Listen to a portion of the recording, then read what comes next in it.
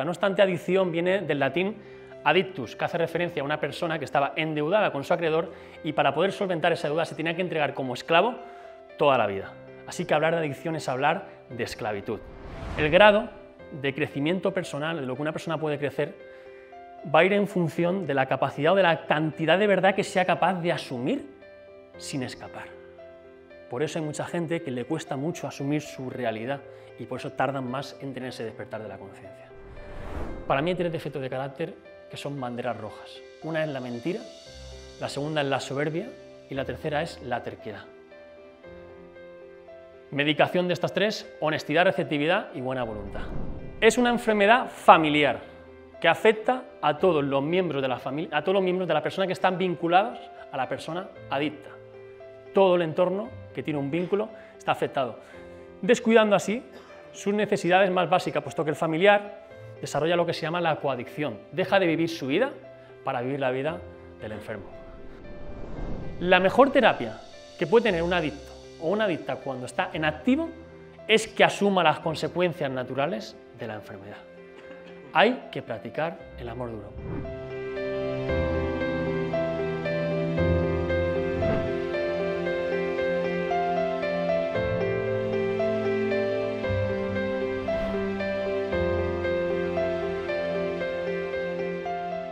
Soy Javier Ortiz, soy coach, terapeuta e intervencionista, como me han presentado ahora mismo.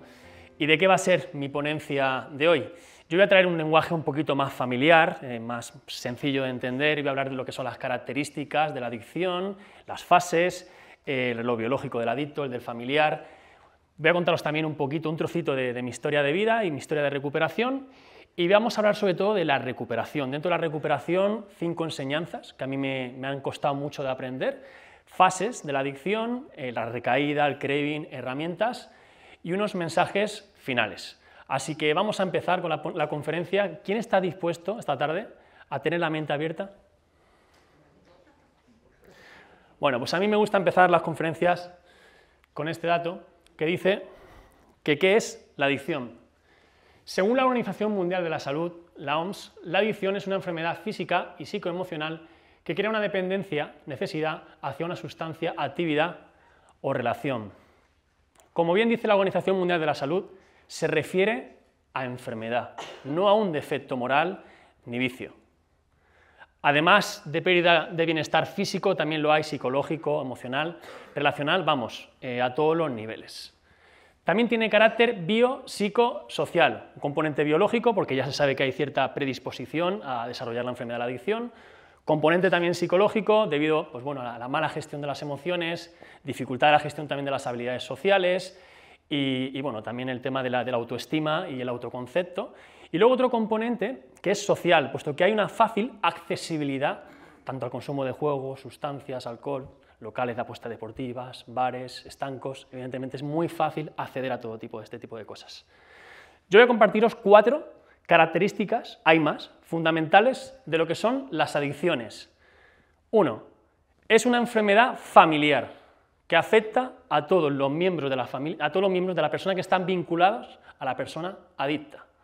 Todo el entorno que tiene un vínculo está afectado, descuidando así sus necesidades más básicas, puesto que el familiar desarrolla lo que se llama la coadicción, deja de vivir su vida para vivir la vida del enfermo. 2. Es una enfermedad de autodiagnóstico. La única persona que puede decidir que tiene la adicción es quien lo sufre, ni el médico, ni el psiquiatra, ni tu amigo, ni tu padre, ni tu madre. Hasta que la persona enferma no reconoce la enfermedad, no puede haber una recuperación. Y 4, es una enfermedad progresiva. Cada vez va a peor. Incluso aunque tú tengas periodos de abstinencia, cuando tú vuelves a la enfermedad, vuelves donde lo dejaste y a peor. Es decir, si tú te bebías 20 cervezas, cuando vuelves a 20 más 1, 20 más 2, 20 más 3. Esta enfermedad te quiere arrodillado, sin familia, sin parejas, sin hijos, sin proyectos, sin ilusiones y sin nada. Y si no le pones remedio, el final, cárceles, hospitales o la muerte. Esta enfermedad, por desgracia, mata a personas. Yo voy a hablaros ahora mismo de lo que son las fases de la adicción, de una manera un poquito pues bueno, más científica y otra un poquito más espiritual. La primera sería El enamoramiento, luna de miel, en esta fase es cuando una persona se inicia en el consumo. Evidentemente, pues bueno, no ve las consecuencias, lo utiliza para buscar la aceptación de los amigos, hay una falsa sensación de bienestar, y yo siempre esto lo comparo como cuando te enamoras de un maltratador. Tú cuando te enamoras de un maltratador, evidentemente, ves la parte buena, te regala flores, te lleva de viaje, te acaricia, te da abrazos, te cuida, pero no estás viendo esa parte mala. En una segunda etapa, que esta es la más larga, ese silencio clínico.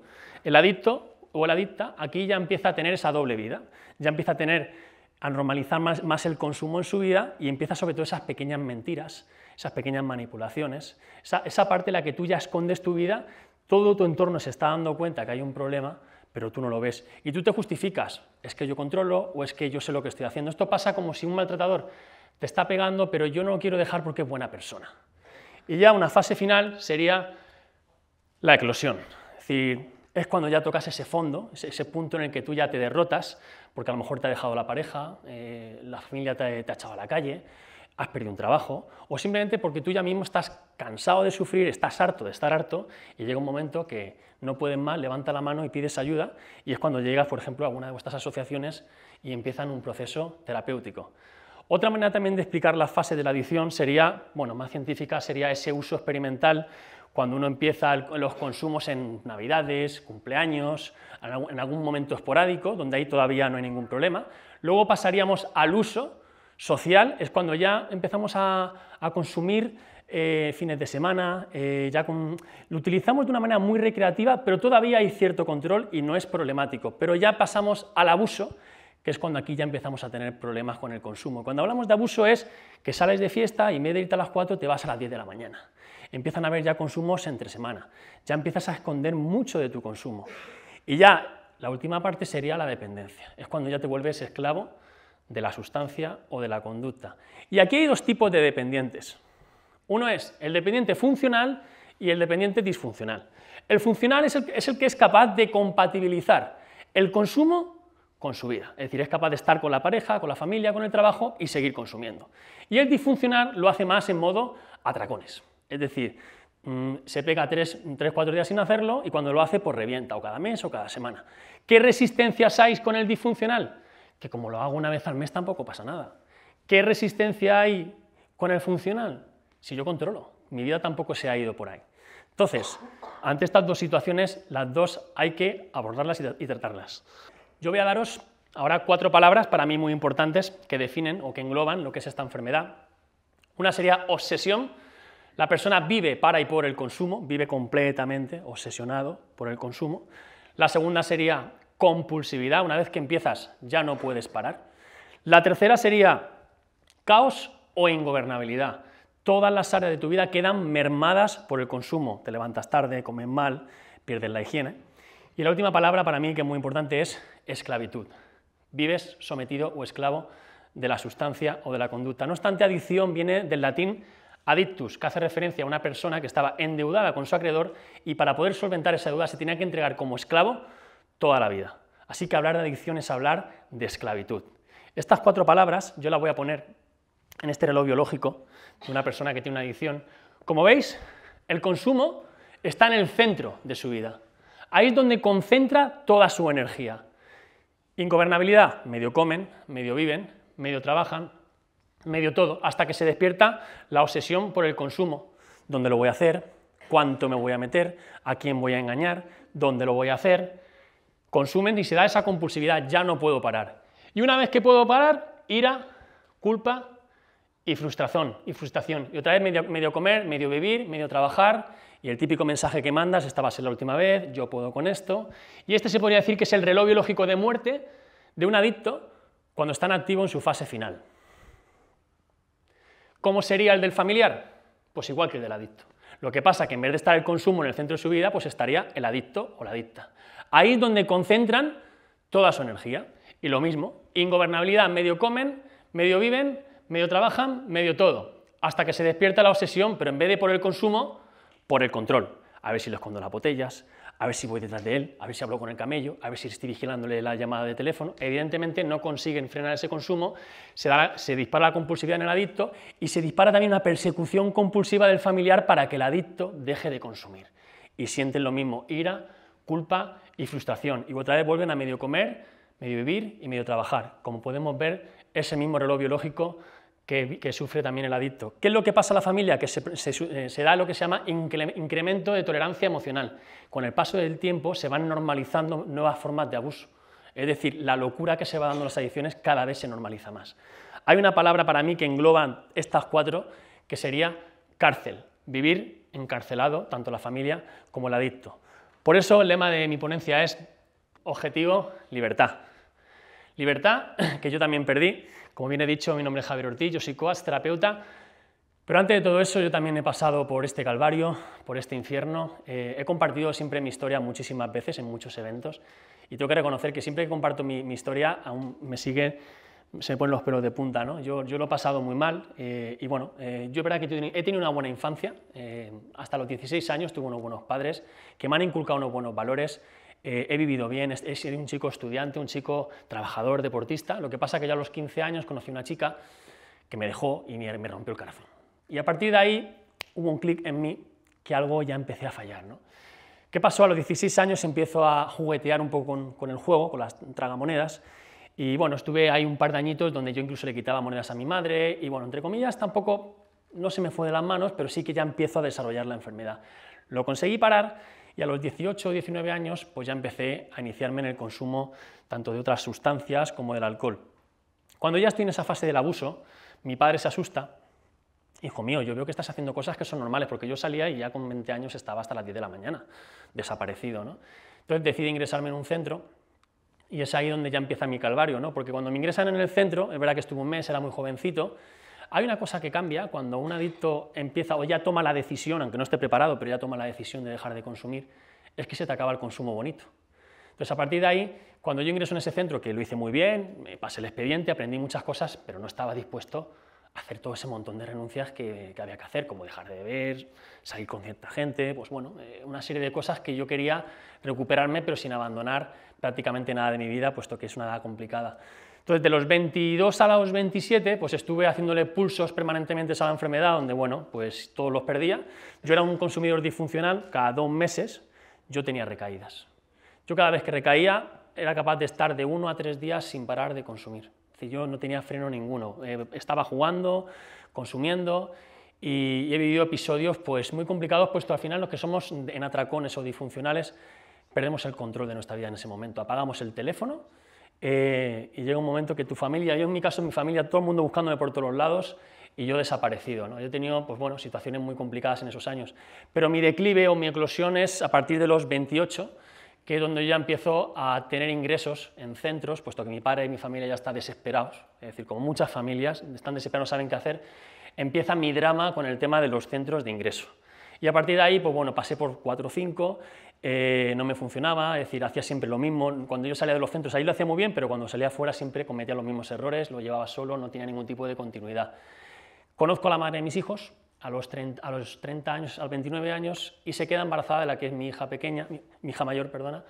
Y bueno, a partir de ahí sí que estuve un año y medio más o menos bien, pero evidentemente, como no tenía ningún tipo de herramienta, vuelvo a caer, más ingresos, idas, venidas, hasta que nacen mis mellizos. Tengo 2 mellizos pequeños, que bueno, que ellos también, cuando nacen también tengo otro tiempo bueno, pero de los 33, que es cuando ya tengo mis 3 hijos, hasta los 36, mi vida fue un calvario completamente. 3 años de demolición total. Yo terminaba en los antros con gente, con personas que era incapaz yo de reconocer. Bueno, yo pensaba siempre que acababa con los acabados, el acabado era yo.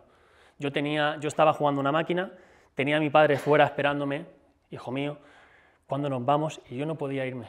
Estaba tan atrapado en esos momentos que era imposible que me fuera. Cuando dicen que la adicción no es una enfermedad, hay que entender que cuando una persona está 3 días consumiendo, abandonando su vida, sus hijos, su trabajo, todo, por estar atrapado en un antro, con gente que no sabe ni quién es, y que digan que esto luego no es una enfermedad. Yo me he visto muy, muy mal, he tenido varias sobredosis, he tenido situaciones complicadísimas. Luego lo que pasa, pues eso, que yo luego me recuperaba, estaba mes y medio bien, intentaba normalizar mi vida, pero evidentemente no lo conseguía. Sufría cuando consumía, sufría cuando me recuperaba, sufría cuando me ingresaba, siempre estaba sufriendo. Era un calvario y aparte, en los días que yo no estaba consumiendo, en mi cabeza siempre estaba diciendo, ¿hasta cuándo va a durar esto? ¿Hasta cuándo va a ser la siguiente? Entonces, cuando uno vive la adicción, al final sufres, porque es que encima de tener la enfermedad, te sientes culpable por tener la enfermedad y vives siempre en deuda con todo el mundo, siempre vives como que a todo el mundo le debo por todo lo mal que yo he hecho, ¿no? Y esa culpa ha sido lo que me ha ido arrastrando durante muchísimos años en mi vida. Entonces, claro, te conviertes en un mendigo y cuando estás cansado de estar mendigando, pues a consumir.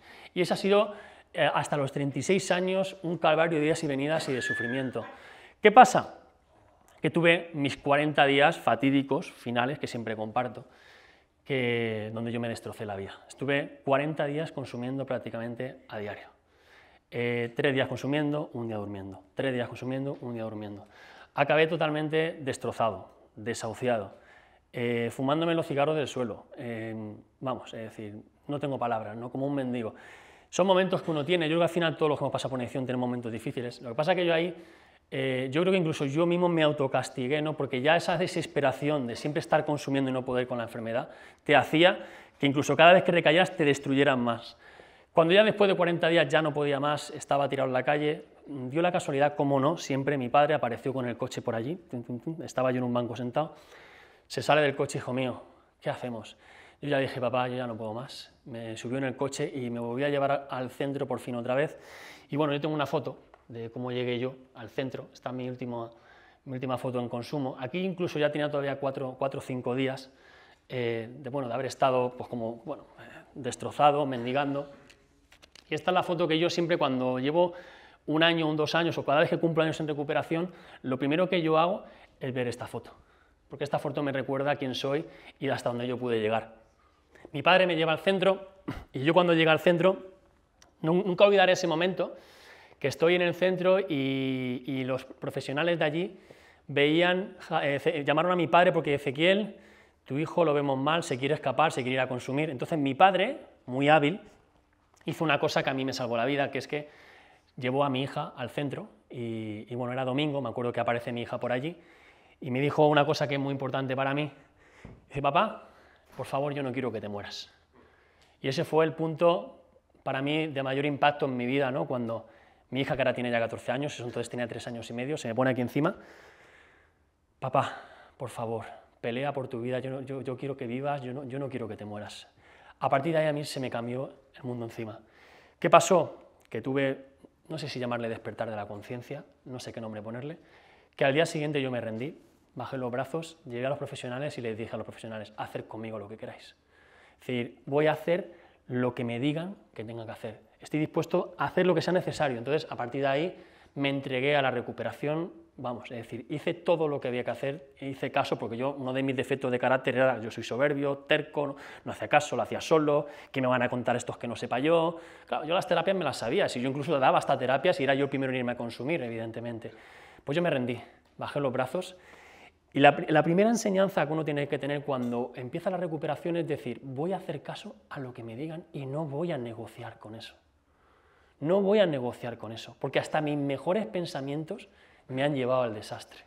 Entonces me entregué a hacer conmigo lo que queráis y me dediqué, fueron 2 años de mi vida, donde, bueno, pues haciendo terapias todos los días, escribiendo, leyendo, meditando, todo lo que es una rutina, tanto terapéutica como haciendo deporte, todo lo que me dijeron durante 2 años. Es verdad que yo tuve la opción de poder parar un tiempo mi vida para poder dedicarme a la recuperación, puesto que evidentemente yo estaba muy mal, habían sido 16 años de lucha, y hice, pues bueno, el mejor proceso que se puede hacer, yo me entregué al proceso. Y ya cuando llevaba ya 2 años, yo tenía un mentor que me dijo, Javi, tú comunicas bien, hablas bien, pues podrías estudiar, podrías dedicarte a esto y podrías llevar esa antorcha, ¿no?, a que otros se puedan recuperar, y a partir de ahí pues ya estudio, me formo como terapeuta, como coach, y bueno, ya llega la pandemia y a partir de ahí, pues con la pandemia ya pasa un evento muy importante, y que bueno, que es que mi madre fallece, puesto que tuvo un problema, una bronquiolitis, que se puso mala y estuvo un mes ingresada y al final falleció. Para mí fueron, pues bueno, los momentos más importantes de mi recuperación, ¿no?, que cambió todo. Nunca olvidaré ese momento, ¿no?, cuando yo llego al hospital y veo a mi madre muerta, que mi padre se asoma por detrás y me dice, hijo mío, no te preocupes, que tu madre se va en paz, de verte limpio, de verte bien y de ver lo que estás haciendo, ¿no? Yo por eso, bueno, tengo aquí a mi padre, que ha sido la persona que siempre ha estado a mi lado, que siempre me ha acompañado, que siempre ha luchado por mí. Y luego está aquí mi madre, que es la que siempre también ha sido una guerrera, que me ha dado toda esa fortaleza y esa parte de poder luchar y poder encontrar ese camino. Han sido 18 años que yo le debo la vida a mis padres, por eso quiero darle un aplauso muy fuerte a todos esos padres que están luchando por sus hijos y dando todo lo mejor.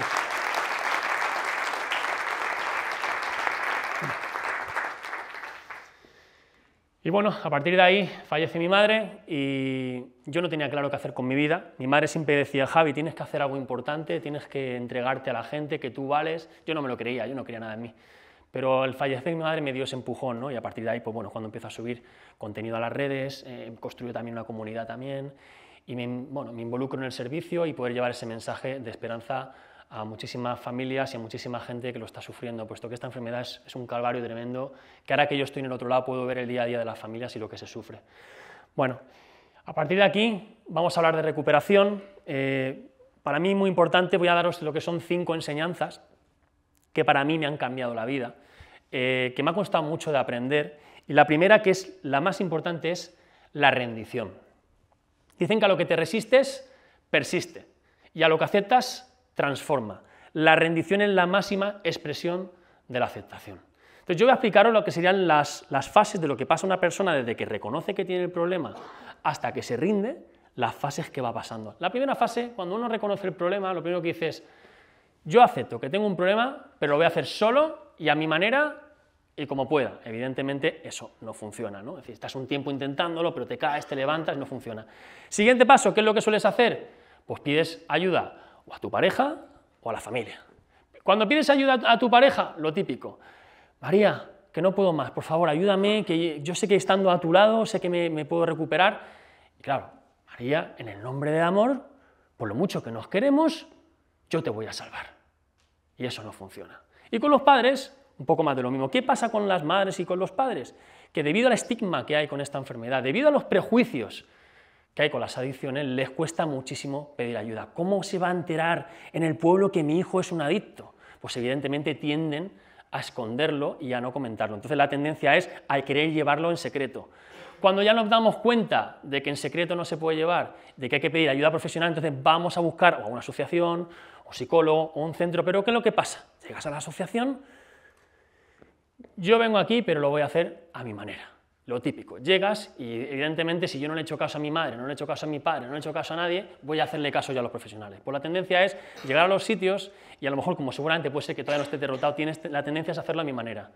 Y ya después de mucho sufrimiento, de muchos bandazos, de estar ya cansado de estar cansado, de estar harto, por fin bajas los brazos y dices, dime lo que tengo que hacer y lo voy a hacer. Sacas la bandera blanca y te entregas al proceso de una manera incondicional. En las adicciones el querer no es poder, el querer sí, pero con herramientas. Y esas herramientas hay que trabajarlas e interiorizarlas. Esto no va de fuerza de voluntad, hay que cambiar la F por la B, de buena voluntad, es decir, hacer lo que necesito y no lo que yo quiero, y esto es lo que más cuesta de aprender las adicciones. Siguiente. Una vez que me he rendido, como todos sabemos, lo primero que tenemos que hacer, renuncias. ¿Y qué tenemos que cambiar? Cambiar tu entorno. Si vas con 5 patos, tú serás un sexto pato. Si vas con 5 infieles, vas a ser un sexto infiel. Si vas con 5 mediocres, vas a ser un sexto mediocre. ¿Qué pasa si vas con 5 personas, aunque sean consumidoras sociales? Pues que tú también vas a consumir. Con el problema de que ellos, al final de la noche, se van a ir a casa y tú te vas a destrozar la vida. Y me dicen, Javi, entonces tengo que dejar a todos mis amigos y cambiar mi entorno. Sí. Ves con personas que están donde tú quieres que estén, aprende de ellos. Conviértete en una persona brillante, una persona responsable. Y cuando hayas hecho ese proceso de transformación, ves a tus amigos de toda la vida y les muestras dónde está el camino. Y luego, por otro lado, uno puede seguir recuperando y ir yendo a los mismos lugares. Es decir, uno si quiere dejar de fumar y me voy de fiesta al estanco. ¿O qué hace un alcohólico en un bar? Evidentemente uno tiene que dejar esos sitios de consumo.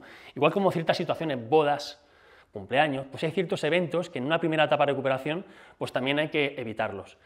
Pero hay una renuncia todavía más importante, que es renunciar a tu personaje, que esa sería la tercera enseñanza. Proceso de autoconocimiento. En las adicciones, si te quieres recuperar de esto, te tienes que poner en el mono de la humildad todos los días y saber dónde están tus limitaciones. El foco tienes que cambiarlo de fuera hacia adentro y ver siempre dónde está tu oscuridad. Einstein dice que locura es hacer las mismas cosas esperando resultados diferentes. En las adicciones se repite una y otra vez la misma historia. Luego, por otro lado, hay que tener conciencia de enfermedad.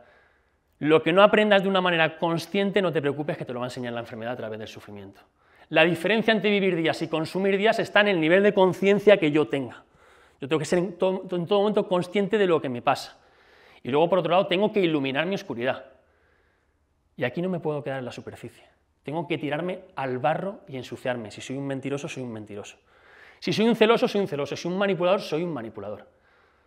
Y luego, por otro lado, recuperar los valores que se pierden en el pasado. Yo no puedo recuperarme y seguir mintiéndole a mi mujer o siendo infiel o viendo una vida siendo mala persona. Uno tiene que convertirse en una buena persona. Por eso, el grado de crecimiento personal, de lo que una persona puede crecer, va a ir en función de la capacidad o de la cantidad de verdad que sea capaz de asumir sin escapar. Por eso hay mucha gente que le cuesta mucho asumir su realidad y por eso tardan más en tener ese despertar de la conciencia. Siguiente paso. Una vez que me he rendido, he hecho esas renuncias que son muy importantes, por cierto, renuncias sin reservas. He empezado con ese proceso de autoconocimiento, luego me tengo que perdonar. ¿Qué es lo que nos pasa a los que hemos pasado por una adicción? Que hemos ido acumulando mucha culpa inconsciente, mucho malestar. Entonces, no eres culpable de lo que te pasó, pero sí que eres responsable a partir de ahora de tu recuperación. Eso significa que igual te toca hacerte ya cargo de lo que te pasa. Y si tienes que hacer alguna enmienda, pues haces esa enmienda. ¿Qué pasa? Que cuando tú ya te perdonas, has iluminado tu oscuridad y has hecho un proceso de autoconocimiento, tú has elevado tu nivel de conciencia, ya puedes entender la oscuridad del otro. Y puedes entender que al final el otro hace lo que puede en función del nivel de conciencia donde se encuentre, porque yo también he estado ahí. Al final perdonar es liberar a la otra persona la obligación moral de que tenga que enmendar el daño que me hizo. Entonces dice, Javi, entonces tengo que tragarme todo lo que me hagan. Pues te lo tienes que trabajar, porque lo que no podemos permitirnos es vivir resentido con la gente, porque vivir resentido significa estar tomándote chupitos de cianuro esperando que se muera el otro. Y eso al final nos puede condicionar nuestra recuperación. Y la última enseñanza sería propósito de vida. Esta también me gusta mucho.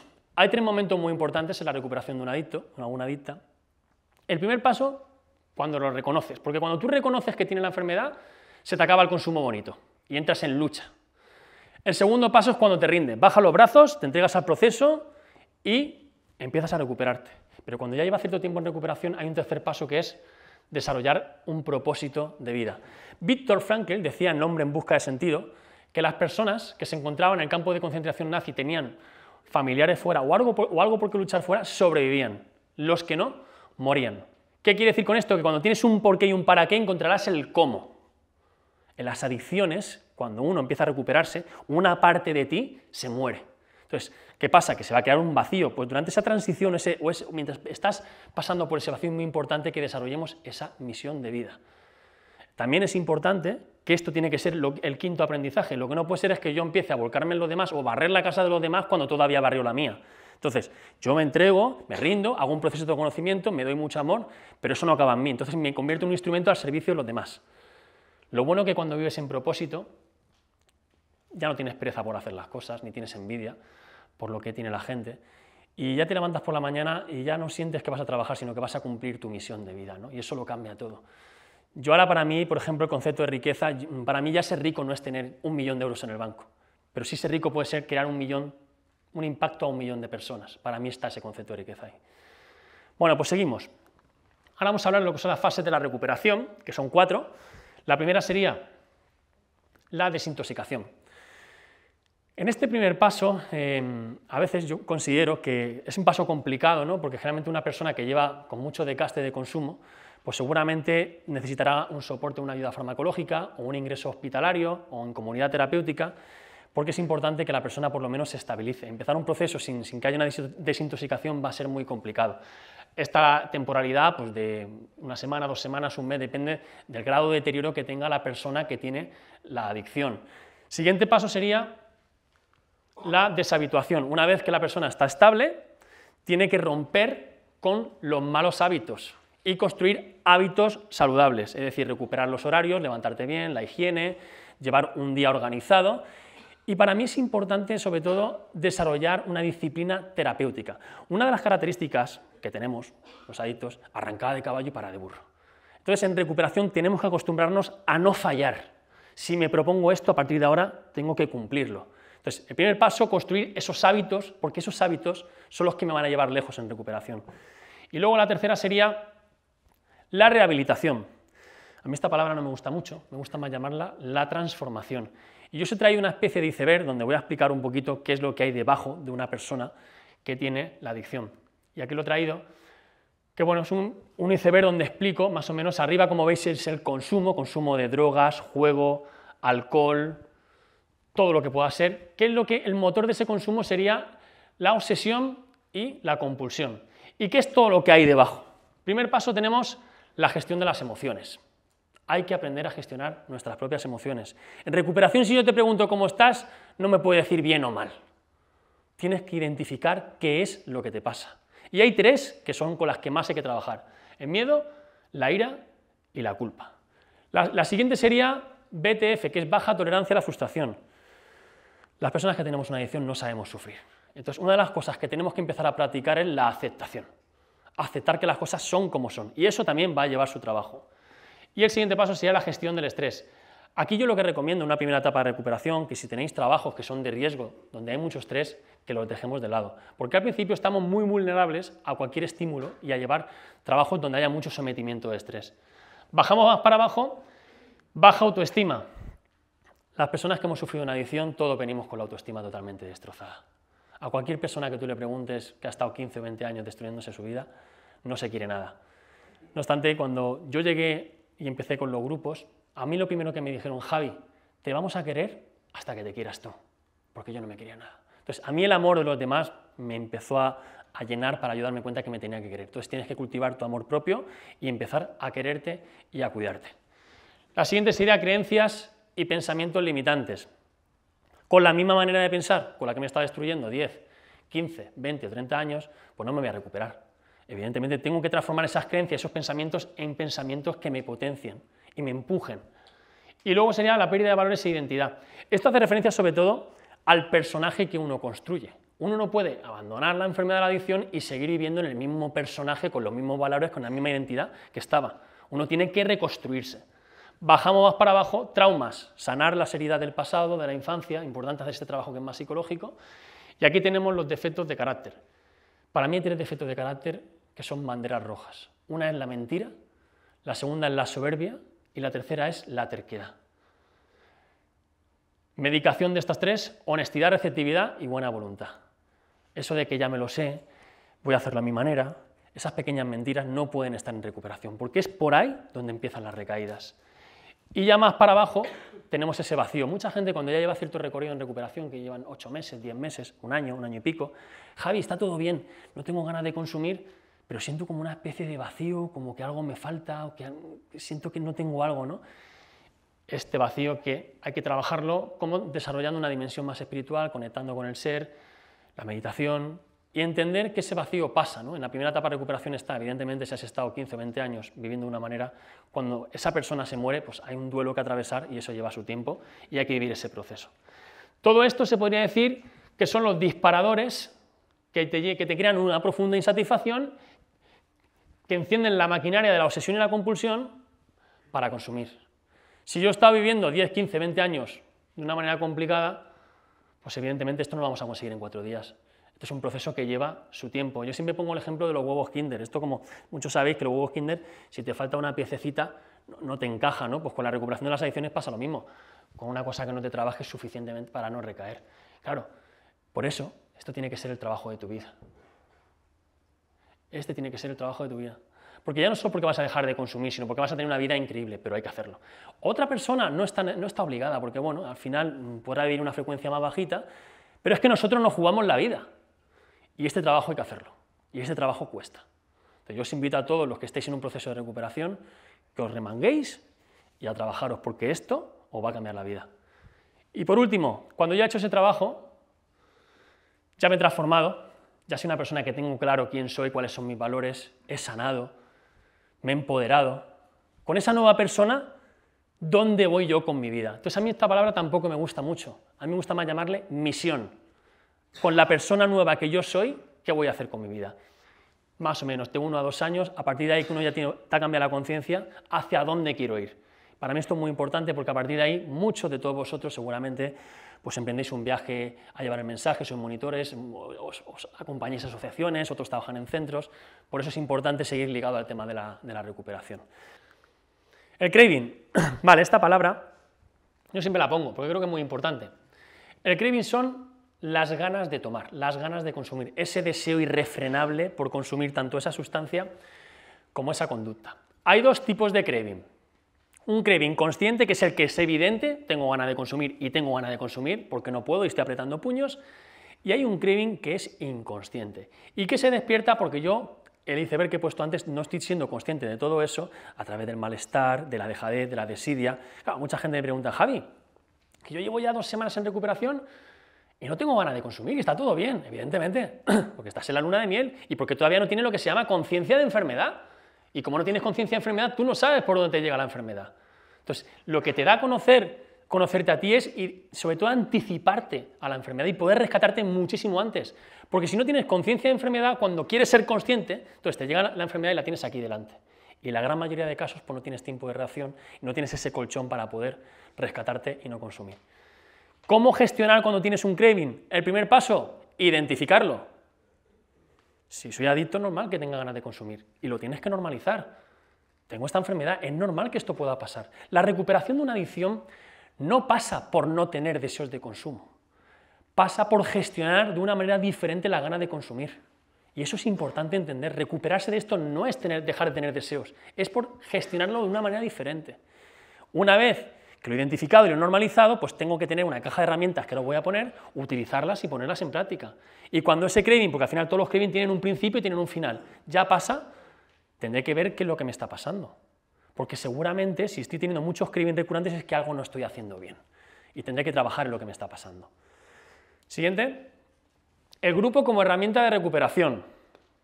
Como os he dicho antes, para mí, el grupo tiene que ser la herramienta. Yo durante muchísimos años de mi vida he evitado recuperarme en grupo. Siempre lo quería hacer solo, con el psicólogo, pero nunca utilicé esta herramienta.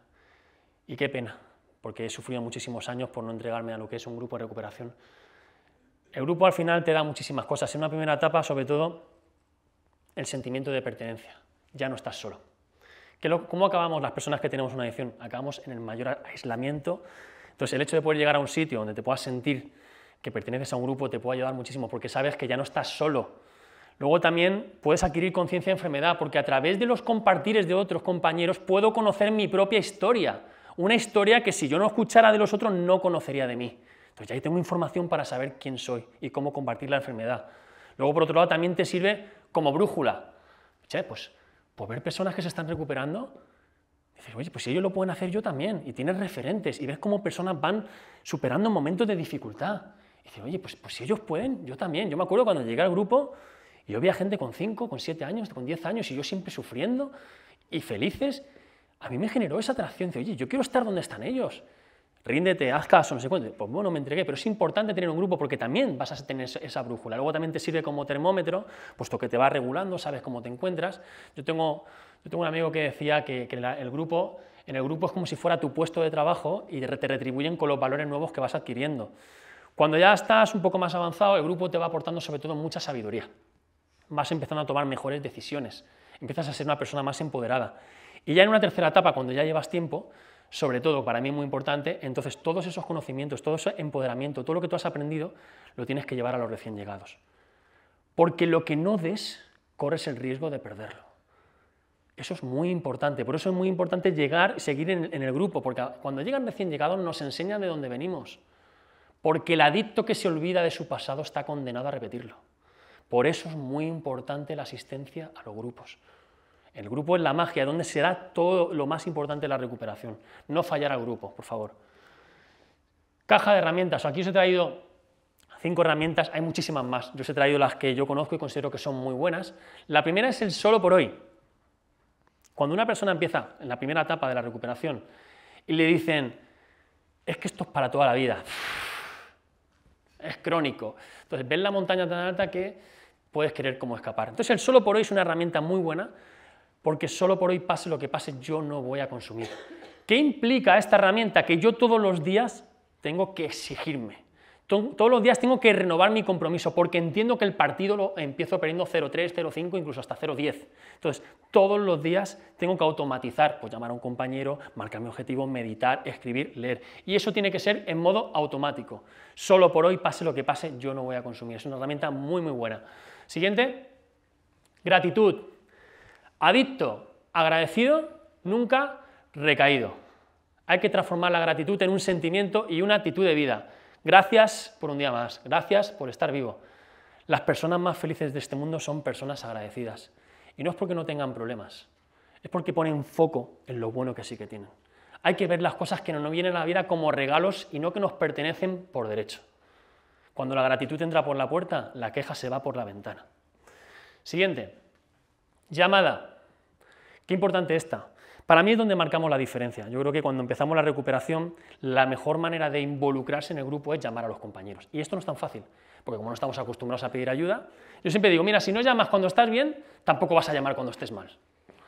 Entonces, primer paso, cuando llegas a un grupo de recuperación, llamar a los compañeros, utilizar la herramienta de la llamada. Pero claro, utilizar la herramienta de la llamada implica de que yo solo no puedo, que me tengo que derrotar, me tengo que rendir. Entonces hay que haber un trabajo personal porque con el tiempo tú piensas que puedes ciertas cosas. La llamada es una de las herramientas que te puede salvar la vida, sobre todo un sábado a las 11 de la noche o un domingo a las 5 de la mañana, porque siempre va a haber algún compañero dispuesto a tenderte la mano para ayudarte.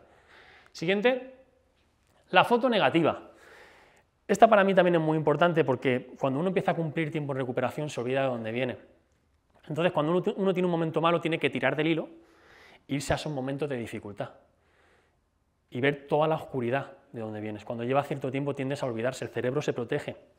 Yo siempre doy un trabajo a toda la gente que es que escriban 90 consecuencias de consumo y en esas 90 consecuencias tienen que desarrollar cómo fue ese día, lugar, situación, droga, con quién estabas y todas las consecuencias emocionales, espirituales, económicas, es decir, de familia, de pareja, escribir todo lo que hay en cada consumo, porque es importante que no nos olvidemos de dónde venimos. Entonces la foto negativa es muy importante porque claro, ¿qué es lo que te vende la enfermedad cuando tienes deseo de consumo? Pues lo bonito. Entonces tú tienes que tirar del hilo, irte al final y ver la oscuridad de esta enfermedad, no me puedo quedar ahí. Y ya la última herramienta, para los que ya tienen más recorrido en la recuperación, la oración y la meditación. Sobre todo la meditación es importante que cuando ya llevamos cierto tiempo, pues bueno, nos iniciemos en este terreno que puede ayudar muchísimo. Venga, vamos a seguir con la recaída, que esta mañana han hablado mucho sobre esto y me ha gustado. Yo como he recaído tantas veces, me he dado cuenta que cada vez que recaía, no solo moría yo y moría mi madre, moría mi hija, moría mi padre. Todo el mundo que te quiere muere. Por eso hay que entender que cuando hay recaídas, lo primero que tenemos que entender es que cuando hay recaídas, muere todo tu entorno. Entonces, claro, es que me dicen, Javi, es que ahora he recaído y nadie confía en mí. Hombre, porque es verdad, porque hemos recaído todos. Y ahora tenemos que aceptar que el entorno también va a estar más controlador, va a estar más desconfiado. ¿Qué es lo que pasa con la recaída? Yo después de todos los años que llevo, me he dado cuenta que pueden pasar tres cosas. Una es que no vuelvas, y eso pasa mucho, porque te piensas que puedes volver y como te crees que sabes el camino de vuelta, ahí te quedas atrapado otra vez, en tu fango. La segunda es que vuelvas, pero vuelves y entras en la carrera de la rata o la rueda del hámster, un tiempo bien, un tiempo mal, un tiempo bien, un tiempo mal, y se pegan un tiempo donde todavía no conectan con lo que es la recuperación.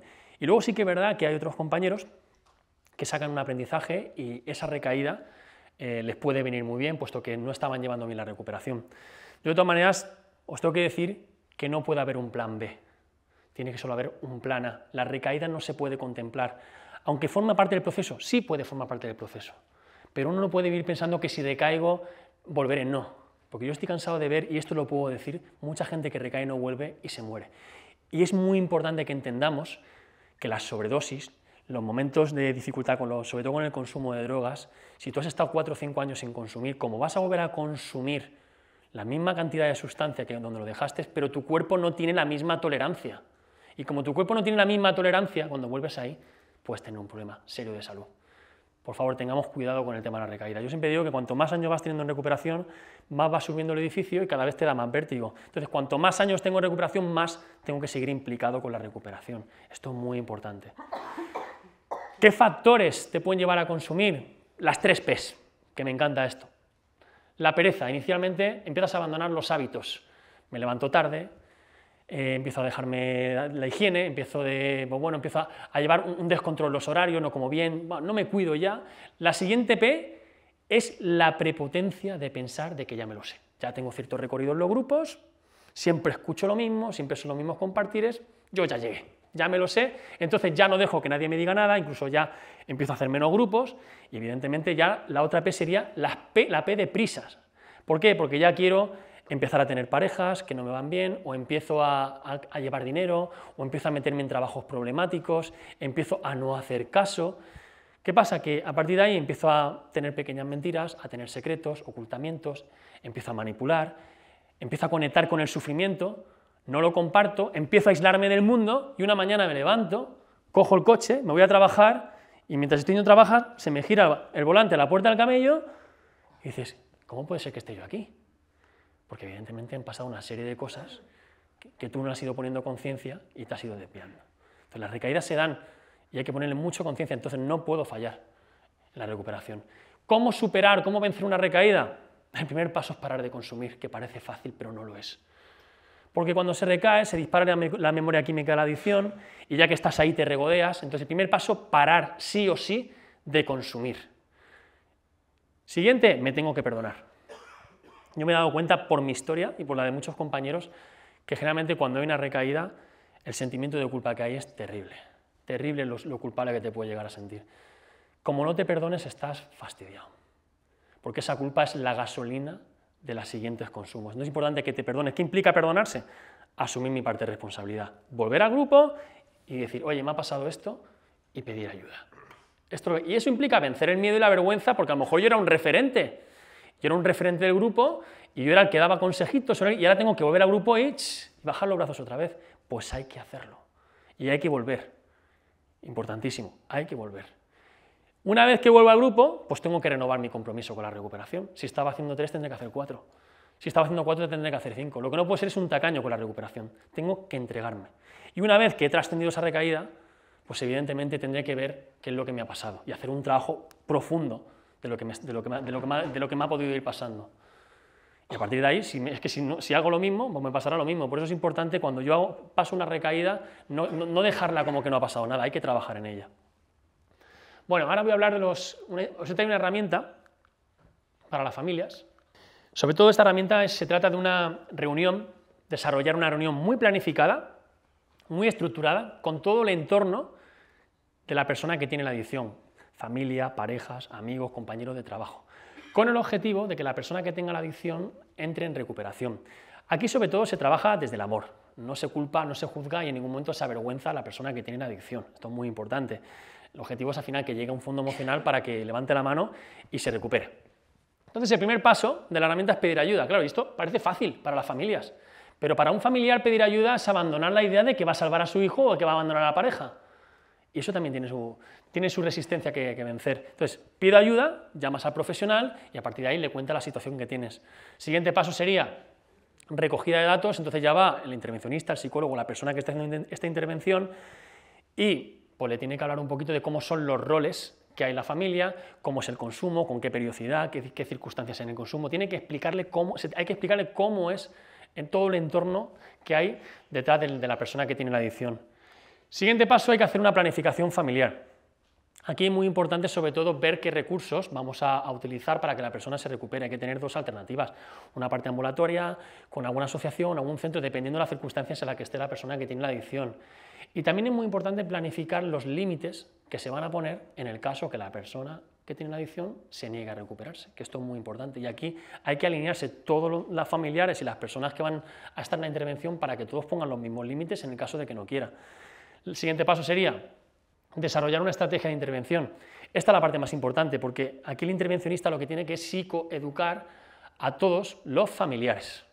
Y le va a dar 3 preguntas que son muy importantes para el día de la reunión. La primera pregunta es, ¿qué evidencias tienes de que tu hijo o tu pareja está consumiendo? Porque cada uno tiene que hablar de lo que está viendo en el familiar para que lo exponga. La segunda pregunta es la más importante y es lo que hace que se rompa la persona que tiene adicciones. ¿Cómo te sientes tú cuando ves a tu hijo consumir, a tu pareja consumir? Es importante que en esa reunión los familiares, la pareja y todo el mundo se abran en canal delante de la persona que tiene adicción y le expliquen cada vez que consume yo me siento así. Importante que se lo digan. Y la tercera y última pregunta sería ¿qué esperanza tienes a partir de hoy?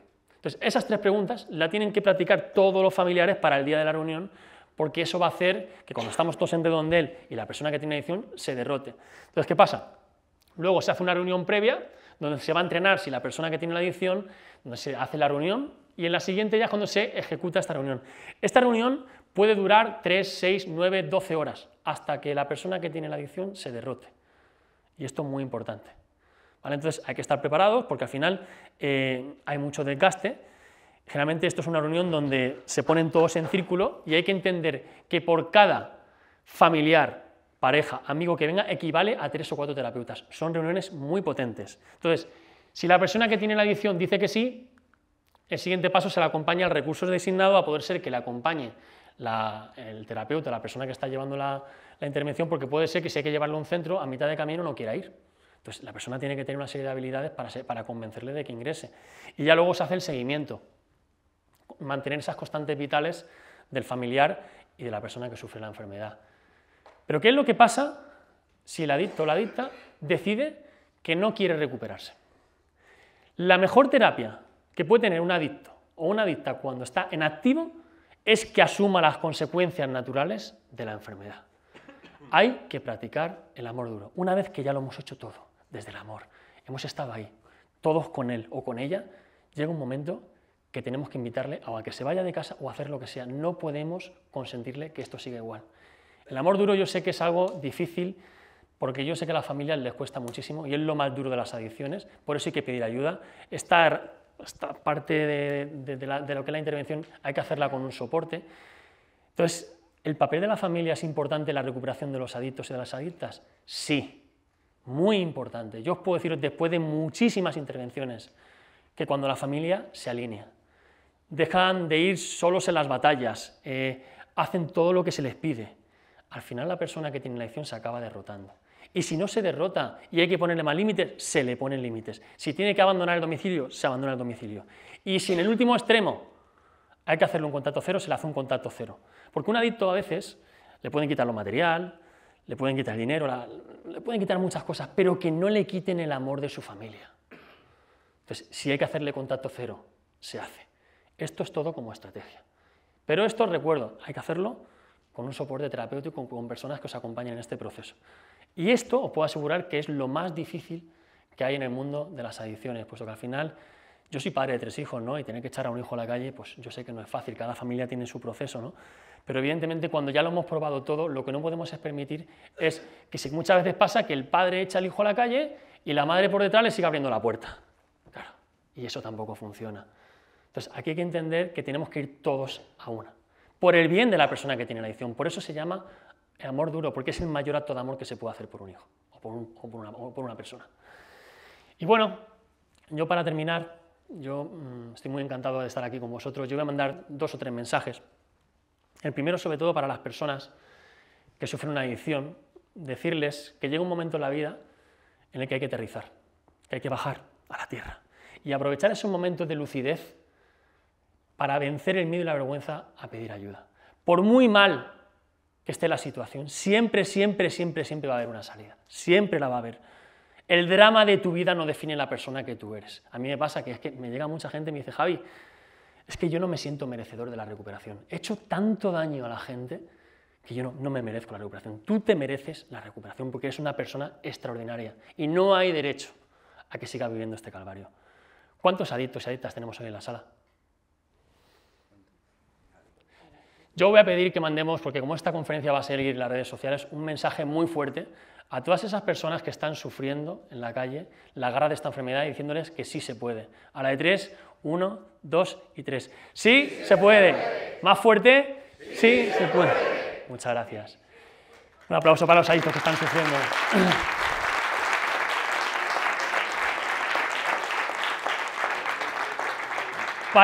Un mensaje para vosotros los adictos y adictas que estáis en un proceso de recuperación. 3 cositas os voy a decir. No se puede dejar la adicción y seguir viviendo como un adicto. Hay que trabajarse y hay que transformarse. Cada día de vuestra vida se tendría que publicar en un periódico. Tenéis que ser un ejemplo de recuperación. Y sobre todo, importante, es decir, no romper las normas. Es decir, si os piden no hagáis esto, aunque sintáis de que lo podéis hacer, no hacerlo, porque nos tenemos que entrenar en la obediencia y en pedir ayuda. No falléis a eso. Yo voy a daros 5 palabras que a mí me han cambiado la vida. Una es pasión, apasionarse por el proceso. El hecho de solo venir a dejar de consumir no funciona. Entonces uno se tiene que apasionar de verdad por este proceso, porque cuando te apasionas es mucho más fácil darle continuidad a la recuperación. La segunda palabra sería disciplina. Cuando la motivación muere, la disciplina la resucita. Tenemos que acostumbrarnos a no fallar en todos los objetivos que nos planteemos a partir de ahora. Tercera palabra, humildad. Cuando no eres humilde vas a ser humillado. Importante. No podemos perderle de vista la enfermedad. Yo me tengo que vestir todos los días con el mono de la humildad y saber dónde están mis limitaciones y aceptarlas. Cuarta, responsabilidad. A partir de ahora ya no vale el pobrecito de mí, la queja. Yo tengo que siempre ver dónde está mi parte de responsabilidad en todo momento. Claro, es muy fácil estar en el modo víctima, porque eso me mantiene una posición de inocencia. Lo bueno es que cuando tú asumes el control de tu vida y asumes tu parte de responsabilidad, estás pasando de víctima a protagonista. Y ya no te quiero contar nada si pasas de protagonista a héroe y desarrollas esa quinta palabra que es esa misión de vida y te conviertes en un instrumento al servicio de los demás. Pues un aplauso muy fuerte a todos los adictos y adictas que estáis sufriendo por esta enfermedad, de verdad. Sois todos unos guerreros.